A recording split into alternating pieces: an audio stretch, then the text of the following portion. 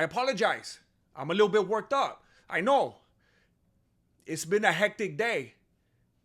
I just saw a few hours ago that Jamal Hill's lady started following me on Instagram because she must have seen the most recent video that I posted about his fight with Roundtree.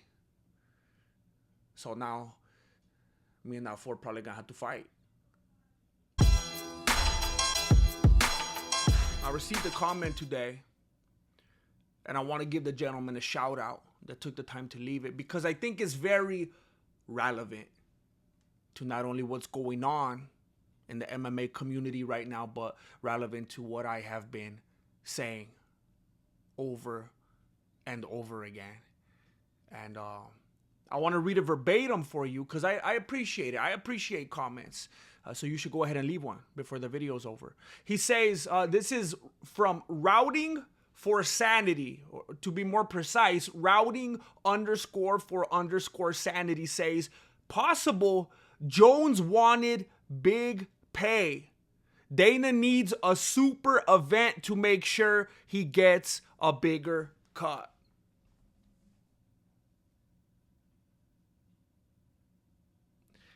I want you to let that sink in for a moment while I make sure my audio is recording. Okay, your time's up. And that came just in time. I had already turned my light on. I already got all set up. And then I refreshed my comments real quick. And then I see that right at the top. There's so many things that have come into play over the last few days. Which again, I said in my last video or two, is very interesting. Because when I told everybody Jon Jones is not retiring. When I told everybody that, when I said it's just a quick vacation. He's on vacation. He's going to be right back. And I told him he's going to fight Aspinall. Don't trip. No, he's ducking, he's leaving. And I said, yeah, but he's leaving. Yeah, but when he comes back, he's going to fight him anyway. It doesn't matter. What, he's going to get better? Aspinall's going to get better? What do you think? Are you an Aspinall fan and you think he's going to get worse? Anyway, I'm getting off course here. See, you guys, some of you, because I know there's the loyal MMA truthers out there that know what's up, that show respect. But there's a lot of people that don't put that respect on my beanie. You have to understand, I grew up in the era. Because there's a lot of kids out there. There's a lot of kids that grew up in like the CM Punk era. That corny WWE type of era. I grew up with the WWF, homie. WWE, get that out of here. WWF. I ain't letting no panda show up and tell me what to do. WWF till the beanies fall off. I know. I absorbed it by osmosis I was clung to the TV during every Raw, during every SummerSlam, and it's not only because I enjoyed it, I was also extremely nearsighted. But that's a regular. I absorbed the storylines that I witnessed and observed day after week after month after year. You underestimate. I used to have to get babysat by my grandma. So both my parents were at work. I was babysat by my grandmas. Do you have any idea how much Days of Our Lives I've seen? Do you even know what Days of Our Lives is? Bunch of youngsters in here probably think I'm talking about Passions. I'm talking about Days of Our Lives, homie. Soap operas, classic. And my grandma would get mad every time Stefano would die. She would get all teared up. I'd be like, bro, he's gonna come right back. I always knew he was gonna come back. And every time she'd be like, I said, bro, they do this like once every quarter. He's gonna come right back. I could see it coming a mile away. And this video was sponsored by my Patreon with new videos every weekday. For reals. When Jon Jones retired, I was like, Stefano. That's that Stefano storyline. Same thing Conor McGregor's on. And it's good. It's good for views, but I like it. I love it. If every fighter just showed up every day he was supposed to, punched his card, clocked in when he was supposed to, straightened out his suspenders and his bow tie, that would be boring. Why do you think they do stuff like that in soap operas? In Days of Our Lives, Young and the Restless, Another World. Why do they do that? Why do they have the ups and downs? Why do they have you on the edge of your seat? Why do they give you something just to take it away? And then when you're almost through with your morning, oh, here it is right back again. It's like, stop playing with my emotions. But we love it. We love to have our emotions played with. They do the same thing in the soap operas as they do in the WWF and now WWE. And why is that? Why do they do that? Oh, I remember. It just came to me right now. Entertainment. Entertainment. That's that magic word that's now associated legally with the UFC because it's now partnered with WWE as an entertainment company. And when Jon Jones retired, I said, that's cute. All right, I'm enjoying it. I like it. I like it. He's going to be back. I like it, though. Even though I know he's going to come back, I like it because I like what he's doing. I appreciate it. You know how sometimes when you're very adept at something and you can kind of see what someone's doing and maybe others don't pick up on it, and it kind of, in a sense, it could ruin it for you because it's almost like you're seeing a part of the, like foreshadowing. You're seeing a part of the story like before others really know what's going on. And it could kind of spoil it for you, but you also kind of appreciate it. You're like, I get it. I like it. Do your thing, man. I like it. I'm going to wait right here while everyone else catches up. And in case I need to give you a little bit more, and in case that slipped right through the cracks for you, let me really highlight and emphasize why I read that comment to you. People were going on non-stop after Jones supposedly retired, saying, well, he said it was about the money. And it's clearly not about the money because I heard Dana offered him the money. First of all, how do you know that? Because some other YouTubers told you that? Because Ariel Halweenie said that he talked to someone's fiance's neighbor's sister-in-law? How do you know that? It's called the echo chamber. You don't like Jon Jones. You wanted to believe a certain narrative. Somebody rattled it off on your favorite YouTube channel, and you're like, boom, that's all I need. And you went to Reddit right away. You don't know if they offered him the money or how much or whatever. And even if they did, it's a win-win for the Grandmaster. Because when that comment was highlighted to me, I connected the dots. Oh, the amount that Jon Jones was looking for is very, very, very possible that Dana White says, okay, how are we going to do that? How can you make more money? How could there be a bigger purse as an American than not only fighting at the White House for a gigantic fight fan of a president, but on top of that, to beat some British dude to commemorate the 250th year of the Declaration of Independence, signifying freedom from British rule. That's how you're going to get that money. You're not going to get it in UFC Mexico. You're not going to get that in UFC Atlanta. And sorry to say, you ain't even going to get that in UFC Abu Dhabi. This is going to require the White House with Donald Trump and with the dude from the UK. Hey, and if there's ever been a more in the right place at the right time, it's going to be on July 4th, 2026, 250 whole years later. The perfect of the perfect. Imagine if it was like the 251st year or like the 249th. Like it would, but 200, such a clean number.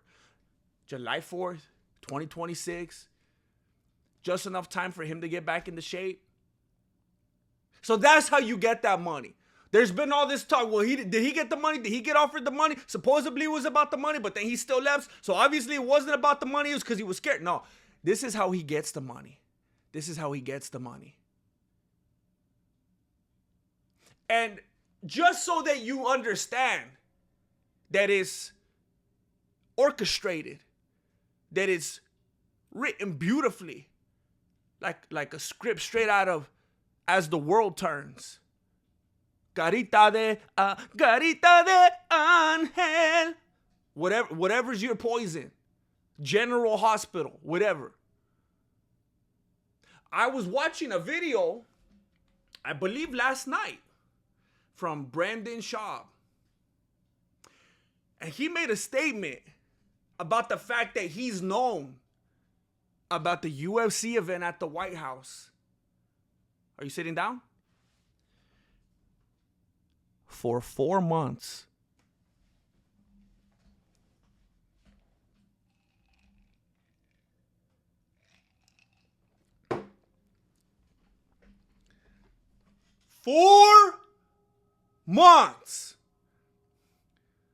This was not a spur of the moment. Hey, Jon Jones got scared. He retired. He was ducking Aspinall. This is the only way we're going to get him back. Hey, Donald, this is Dana. Hey, Jones is gone forever. I can't get him back. But what about this? What if you call him? What if you set this up? What if you build it up this way? What if we could pay him this amount of money? Nah.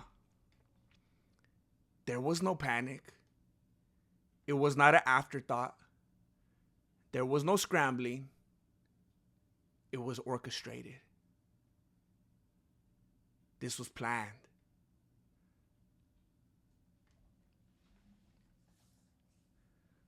I made a video before the retirement heard round the world took place. And I told you fools, Jon Jones is inebriated. The dude from the Full Send the infomercial even asked him, "Are you intoxicated?" Because he was drinking that grape alcohol. And if you think I'm being racist, go watch the video. The Full Send dude was being racist and he gave him the grape alcohol. He was drinking and he said, I'm the scapegoat. I'm the dude that people are gonna hate. I gotta take it. I'm a company man. I'm doing what they want. And I told you fools, just wait. Be patient. It's all going to play out in this kind of entertainment arc that needs to take place in order for everything to happen correctly. And people, it's just like after the crucifixion, when all the disciples were like, "Oh, well, I guess he wasn't what he said he was," and they just went back and started fishing again. It's like as soon as my video ends, everyone's like, "Hey, he retired." I guess the Grandmaster didn't know what he was talking about. And I regret immediately the thought of comparing myself to Christ. I regret that. But I don't edit my videos anymore. So this is a in-video edit. But that's just the illustration to show you how quickly people forget. I'll be right here. I'll be laying it out for you. And you're like, "Oh, snap, that makes the most sense." And then the video ends and then you go watch someone else's video. "Oh, snap, but now I believe this." You can't just be out there being swayed by every wind of doctrine. You have to know what you believe in. Are you an MMA truther or not? Are you objective or subjective? Which is it? They needed to find a way to make that payday make sense. Dana White and Donald Trump are like this, and Jon Jones with them, they're like this too. And Tom Aspinall's over here, but they're like, "We need a British guy." So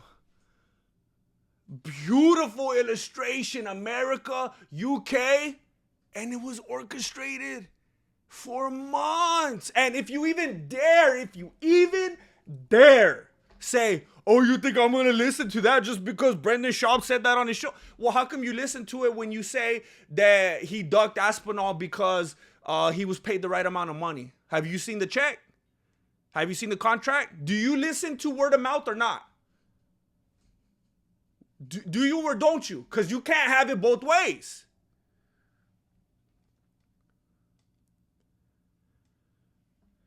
And you know what? I feel like the black dude that invented sunflower seeds. And then some other dude came along and took credit for it. I've been talking about this for days. I've been talking about the Pacifics and how it's so significant. I've been talking about US versus British. I've been talking about the Declaration of Independence, free from British rule. I've been talking about how it was planned and how Jones is going to come back. And then everybody after DC, I put out 3-4 videos about it. All of a sudden, DC and Charles Sonnen are regurgitating what I've been saying for a week already. Same thing with Michael Bisping. They're like, well, you know what? You know what I think makes the most sense? Probably if Jon Jones comes back. Oh, for real? That's what you think makes the most sense? Just last night, I put out a video yesterday, and then just last night, Dominic Cruz comes out talking about John McCain. John, that's not like everyday speak in the MMA community. We're not talking about like, yeah, did you see what Jon Jones did recently? And then Dana White said that thing, and it's crazy. Conor McGregor punched the dude again. And, like Israel Adesanya, and then, how about John McCain? John McCain is not something that just comes up in MMA conversation every day. I was talking about John McCain. I was talking about, do you guys like the Freak Show or not? Because everyone's complaining, oh, White House, that's crazy. We're living in idiocracy. That's so silly. Hey, are we fight fans or what? Are we out here just bleeding or not? I was telling people back in the day, John McCain was saying that's cockfighting. That's what it's supposed to be like. That was good marketing for the UFC. It backfired. And then next thing, Dominic Cruz is talking about John McCain. I was talking about Andrew Tate because Andrew Tate wants to go and fight out the White House. I was like, how come nobody's talking about this? This morning I woke up and I saw Paul Felder watching sparring footage of Andrew Tate and doing commentary on it.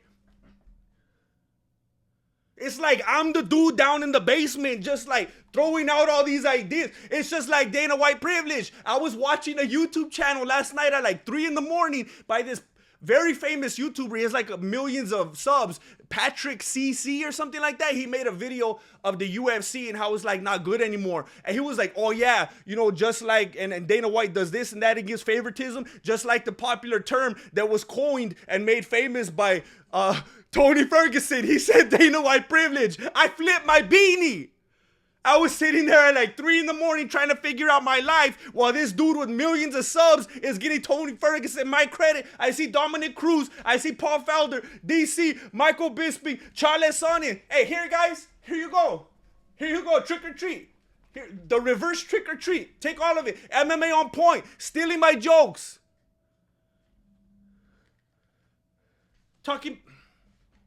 I apologize. I'm a little bit worked up. I know. It's been a hectic day. I just saw a few hours ago that Jamal Hill's lady started following me on Instagram because she must have seen the most recent video that I posted about his fight with Roundtree. So now, me and that Ford probably gonna have to fight. I believe it when Brendan Schaub says that it was in the making for about 4 months, but then Brendan Schaub's like, you know who should be out there? Who should fight? Bo Nickel. Bo Nickel just signed to be a wrestler with Hulk Hogan, so maybe not that one. And I don't know if he was joking, but I don't think it was. Then Brendan Schaub, the next name that Brendan Schaub came up with, and please don't get mad at me, because I would not joke about something like this. Brendan Schaub says Bo Nickel, yeah, that would be good. I can see Bo Nickel, maybe Ben Askren. I had to rewind it. I said, what? So then I heard him again, yeah, probably Bo Nickel, Ben Askren. I said, oh, who's Ben? I mean, maybe if you give him Bo Nickel at this point. But some of this stuff just doesn't make sense. He brought up Colby Covington. Again, at this point, I'll maybe put Ben Askren, Colby Covington, and Bo Nickel in a 3-way match. Unless it's a Royal Rumble. Hey, imagine a MMA Royal Rumble. I'm sorry. I apologize. I know I'm coming in hot today, but it's ridiculous. I when the retirement was announced, my comment section was flooded, right? But now everything that I said is coming to pass, and I don't even hear crickets. The crickets are embarrassed right now. The crickets don't want to speak up. I didn't even know that was possible. I thought they made that noise involuntarily. It wasn't about the money. Dana White figured out a way to make the money make sense. It wasn't spur of the moment. It wasn't a way to lure him back in. It was orchestrated for the last 4 months. I could see the plot. I could see the storyline coming from a mile away because I was raised on Days of Our Lives. And then Jon Jones is showing footage, training in his garage. Got the homies back over to his little fight camp. He posts, you know, it's good to be the hunter. I felt hunted for so long. It's good to feel like the hunter. And I get that. I understand that. It's like sometimes when I'm editing and I'm doing stuff late and Marilena comes around and she starts and I'm like, hey, like, and she's like, why you do it? You don't like me no more? And I'm like, hey, cause I don't want to be pursued like that. All right. I don't want to be treated like buche, you know? I'll go to the truck when I'm ready. That's how Jon Jones feels.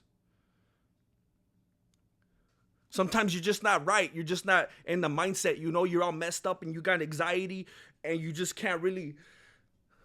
Wait a minute. Don't jump to conclusions. That's not what I meant. Stupid. I should have ended the video a long time ago.